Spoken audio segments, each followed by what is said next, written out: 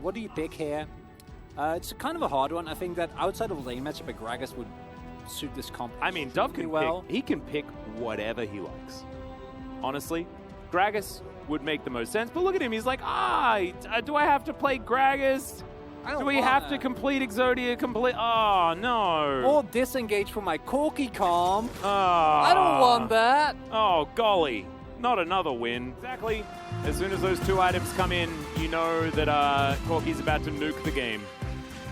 It's precisely what we've seen over and over. In fact, Closer, 100% win rate currently on the Corki. As on fleek. Spotted here in this mid lane. Is Closer just going to Valkyrie away from Karis. Doesn't have a lot of mana. Does the Syndra, as Croco is going to discover the Lee Sin. And now Sundee's moving up as well. Good little stun there as Ice is moving on over as well. The ulti comes down. Heroic charge is not quite enough as Croco gets out. Oh, flashes on top of the Lantern. Kale's not going to be able to find the hook, but the flay is good, and first blood goes to the Jinx. Now on fleek, has to use his smite in order to stay alive, but going 1-for-1 against the Corki comp, that ain't enough, I'm alive. It's a really nice play, actually, from Liv Sandbox, really utilizing the power of the Thresh there. Ice and Cal more than ready to help the rest of their lane. And I honestly would love if they make an early play on Drake. Well, what about a Hex Splash? There he goes. Really nicely done. Sunday, they're able to cleanse, flashes away. But now, both of those summoner spells are down. Vista has none either. Largely sitting ducks and going to be playing on the defense for the next little while. None of our evaluation of what's going to happen has to do with Corki at all this game. As Hum Alive, they are closing in. Liv Sandbox, can they actually find the pickoff? And it looks like the answer is yes. Package delivered by the champion from the mid lane. Not quite sure who it was as Dudu slinks into the mist. Looks like Shelly is just going to be taken here by Liv Sandbox. And their scaling comp is winning in the early game. That's okay. Because you do still have the scaling elements to Jinx, right? And Jinx, once she hits 2 items, she's already going to be a menace. When she hits a third, she can single-handedly carry team fights as long as she has the peel. Yep. Look at the rest of the composition.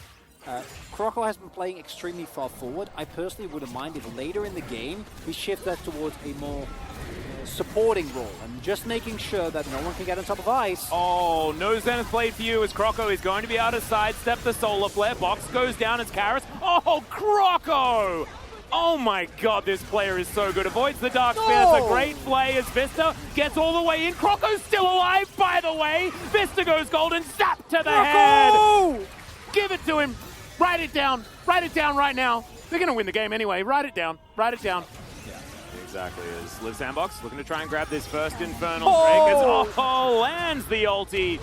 And now something happened over there as a hook is going to connect onto Karis. He's going to get played back as well. In the meantime, there is a flash away from the mid lane champion on fleek, taking a lot of damage here as well. Dove, being an imposing force, finds the body slam. Good flash from on fleek to avoid the super mega death rocket. And Liv Sandbox, they got the Drake and I think did all right in the fight. It's a 1-for-1 trade, but the key thing is the gold goes again to Ice. Jinx getting more fad. Oh, another Croco! heroic charges. Okay, the hammer is going to win out against the scissors this time, and I guess when rock paper, like the hammers have rocks at the end of them sometimes, so I guess that's kind of sort of makes sense. As on fleek is going to tidy up the popcorn chickens. Slinks his way out as well. And on fleek. Okay, Croco. I mean, maybe Hammer doesn't beat Foot, but Lantern definitely beats Lee Sin, so I feel like this game's getting increasingly fairly accelerated, and thus should be able to as Dove. Let's see whether he can find another one of these key engages. Not quite yet, trying to block this eye, and now gets another flash body slam. Just impeccable. This guy's really figured it out, as you can see. Gonna get kicked back now, though, as Dudu over the wall will blast cone his way out to relative safety. So Shirley does go towards Life Esports. They do lose Vista for it. Nice. Just get this Gatling gun working as the helicopter is going to get channeled. Vista flashes it though. Solar Flare is going to find Ice. The Dragon is going to go over to Life Esports as well. Heroic charge goes out, but the Jinx is dead. And Hanwha get everything. It's the Sandy moment that we've been waiting for. Really nicely done. Getting the Drake. Picking up 2 kills. This time around, maybe this is the little bit over-enthusiastic Liv Sandbox that we have seen in the past as well. This is not a must-fight. You are pre your big item spikes. Some of your carries. If they lose Baron of this as well, this might be the turning point that Humble Life was looking for. Yeah, and it looks like Liv Sandbox aren't interested in contesting for this whatsoever. Croco is going to walk in now, so I might have to hold my tongue, but I don't know whether they're going to have very many options here. The Baron Vista is just going to buy as much space as possible. Croco does not make it over that wall, as Vista will get taken down. He's going to be the one casualty, but you'll take that in trade for the Baron onto 4 others. No problem there whatsoever. Really big job there for Karas as well, making sure that Croco can't make it over that wall. Yeah. Ooh, Sandy. This is danger. There's the flash, but Sandy's just going to be able to walk it out. Solar Flare comes in. Moonlight Visual says goodbye to that champion in the mid lane. Zap comes through onto Vista and he gives him a good old thumbs up because he just straight up does not care. And Humble Life, it feels like they've hit their power spikes, Chronicler. Kale's got a lot of wards over here. And Onfleek now trying to get his way through. Ward's not in the brush, however. Onfleek's going to take the other way around. Q's going to miss. Lantern not necessary right now. Great scatter to come through here as there's a kickback as well.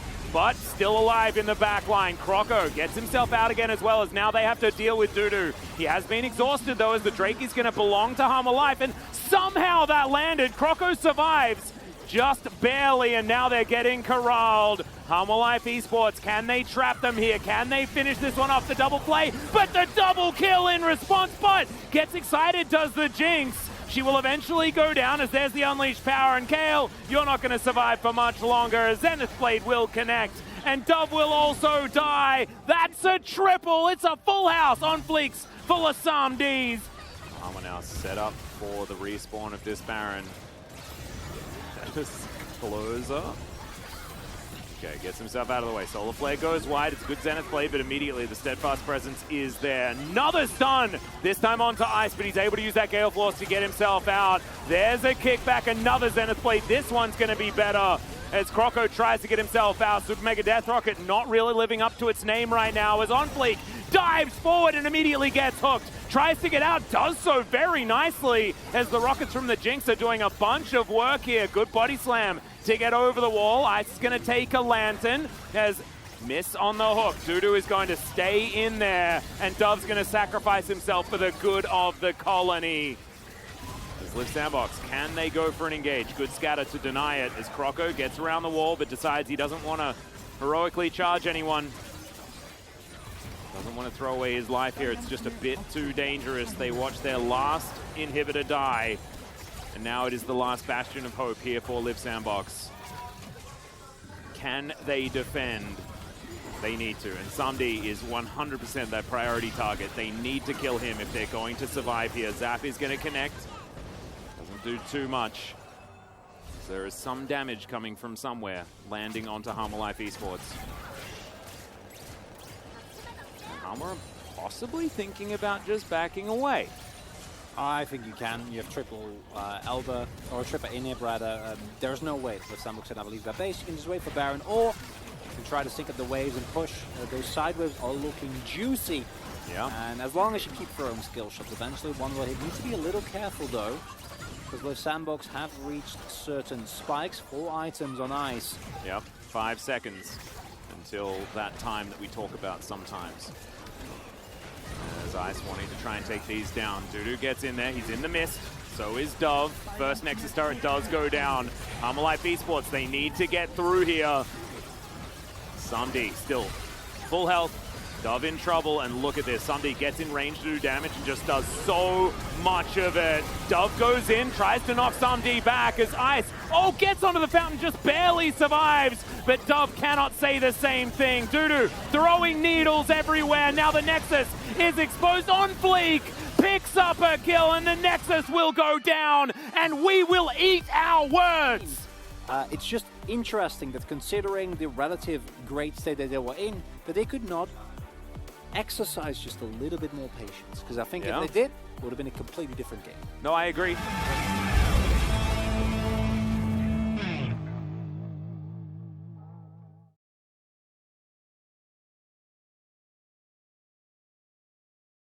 Good news, and does have a lot of follow-up to any of these scatters that do land, and Karis was so good in the last game.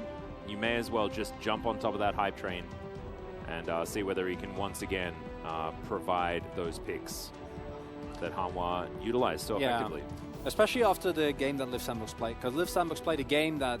Right, you look at this just as champions, you take the nameplates away once again. Liv Sandbox have a fantastic draft. They have a draft that in the hands of other teams, SMD having a good time as on fleek, looking to come through, capitalize on potentially some overly aggressive positioning here from Closer. We're getting a big old zoom. That scatter will land as Vista turns up, and that is first blood. Nothing that Vista could do about it. Oh wait, Vista was here on their team. I'm losing my mind. No, Chronicle, I apologize. Well, it's okay. I get it. Hook is going to be countered by Vista almost. Looked pretty cool as the Lantern's going to come through. Vista's going to flash. Heroic Charge guarantees the kill, and Liv Sandbox are going to answer back. No victory for you there as oh boy. Oh wow, he had the mana. Never you mind, just picks up the solo kill, Karis. He did. He actually was like the best mid laner in challenges, wasn't he? He was, yeah. I've talked about this to death. But when moments like this come through, I'm just really, really happy because... Well, flash play, that ain't meek, as another hook interaction comes down. Great Moonlight Vigil is going to come in as SumD is going to land a few of these zaps to try and get the work done as Vista from the grave is able to help pick up a couple of kills, and SumD is very excited. That is going to be a double for the Jinx, and one just left behind for On Fleek. A beautiful play bottom lane, and Vista gets the credit. And if you throw away tempo like this, it just gets more and more difficult. Even mid-wave now in control by Hanwha Life, although there is the Lantern there to give a little bit of priority. And now with Sandbox, they will not be able to find Shirley, but they do manage to land the ult from Poppy. Vista's once again going to die, but this time it's not exactly the greatest of news as the Needleworks flying through. Good Super Mega Death Rocket is on fleek, wants to try and trade, but he's not going to be able to, and Ice is able to grab the kill. So that is 2 in trade for Shirley, and you'll take that if you Liv Sandbox. Remember Ziggs? I feel like we had discovered collectively that was a great counter into Aphelios. Yeah, it used to be good, didn't it? Yeah, I wonder what changed. Well, it's teleport to top. Yeah, that's what changed. Yeah, not a whole lot. It's Hanwha Life Esports are looking to capitalize on this teleport top. Let's see how immune Gwen is going to be. Not very when everybody else is inside the mist with you, but does have some needlework. Teleport does come in, but unfortunately that is Closer donating his life to Hanwha Life Esports. And yes, Ice is here, able to answer back a bit as Karis finds the unleashed power. There's the Super Mega Death Rock. It's so close, and it actually works out. It's the Ignite that comes through from Vista, who finishes it off. And now SumD's getting excited, and Croco is the opposite. That's going to be the ace, and Hanwha Life Esports find it out of nowhere. And that might be the Dragon as well. Soul point for Hanwha Life. 5k gold lead now again. By the way, are Liv Sandbox's wards red as well? Because look at the vision. There is one control ward I can see, as Croco is actually going to find Dudu in the jungle. And with the vision that I was talking about, this makes absolutely no sense at all. All vision is Hanwha Life Esports, and yet it's Croco that finds the pick. What about the concept of this Baron? Oh, it's way better. And of course, the real issue is that no reason for you to face check as Dudu there. In any scenario, teleport is going to have to be forced. Yeah. No, though, they're two-manning it, but yeah, you need to turn it. You need at the very least force the teleport, though. If you don't do that... Oh, there's the comeback ult as we got another engage to come down here. Scatter doesn't really do too much, but the Super Mega Death Rocket absolutely does. And Liv Sandbox, they just funneled in, and they are getting destroyed. The Jinx is getting excited, and now it might be time to head towards this Baron. And Vista is going to play some defense. Look at this glorious warding that we can see. Liv Sandbox... Hanwha Life know exactly what's going on. Dove tries to get in as Dudu in a lot of trouble. He'll get taken down as Ice Gale forces his way over. Super Mega Death Rocket now comes out as it's SumD against the world. Vista and On Fleek finally turn up, and SumD is excited. He is going to be able to take down this Aphelios. That's the triple kill. And Dove is just running away as fast as he can. Yep, they can manage to take down Dudu. Dudu does not care because his Jinx is still alive. And that's going to be the end of it. Liv Sandbox thinking they have a collapse, but let's be honest, the mistakes for that team cost them the game much, much earlier. These early skirmishes need to be reevaluated. Really has Someday going to do a lot of the damage for his team at the end. And look at that gold graph. Man, you're the Hanwha Life Esports coaching staff, and you are just... Thank you very much, guys. This is Jason with the interpret translation, joined by Onflick, the solo POG of Hanwha Life Esports. Congratulations! Thank you, thank you. You guys finally ended your 4-match-long losing streak. How do you feel? Well, during that losing streak, we almost kind of lost our form, but with this victory, I think we were able to stop that from happening. It's a big relief for us.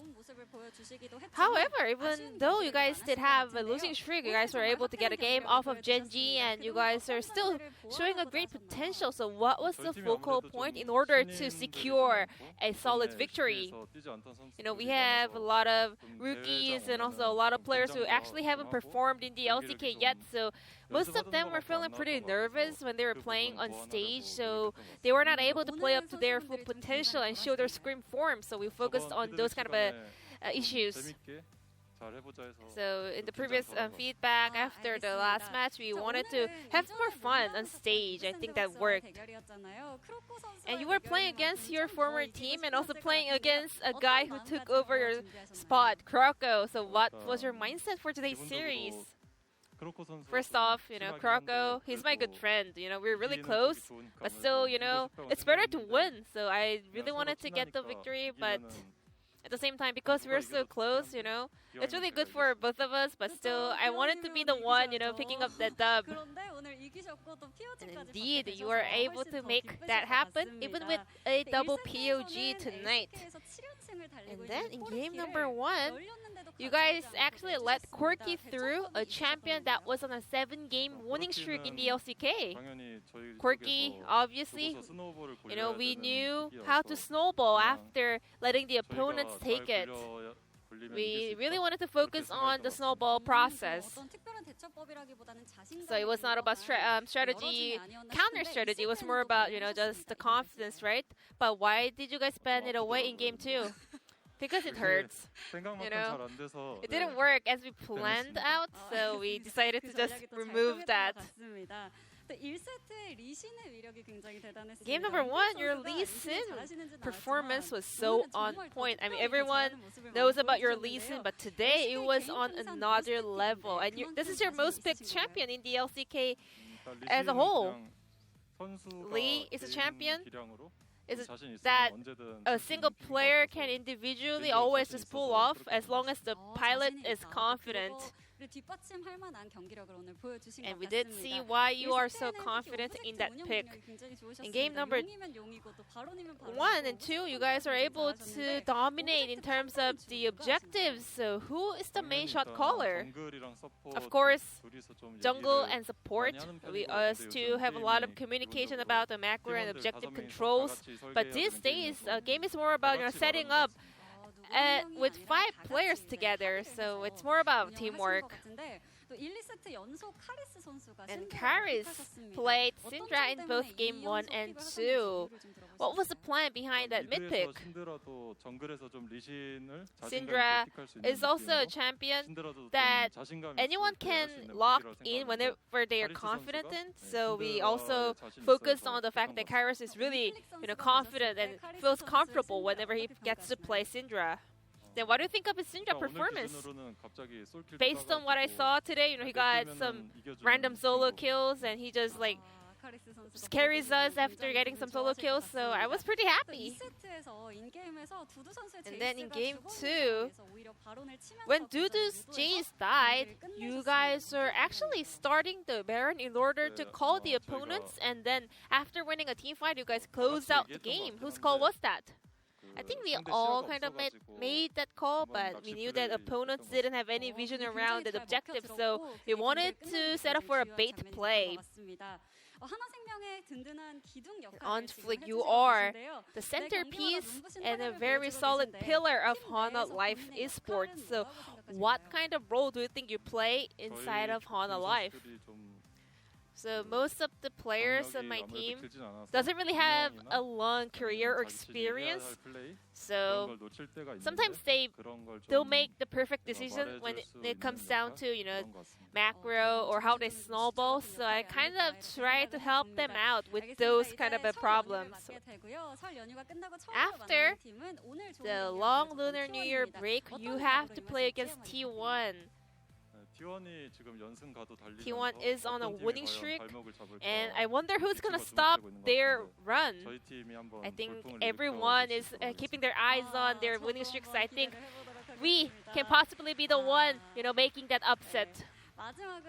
Lastly, message over to the fans heading into the Lunar New Year. These days, you know, the Lunar New Year's is just around the corner, a holiday. However, you know, always stay safe and Happy New Year to everyone. And this wraps up the last interview of the LCK Week 3. Happy Lunar New Year, everyone, and we'll be back after a week-long break. Thank you.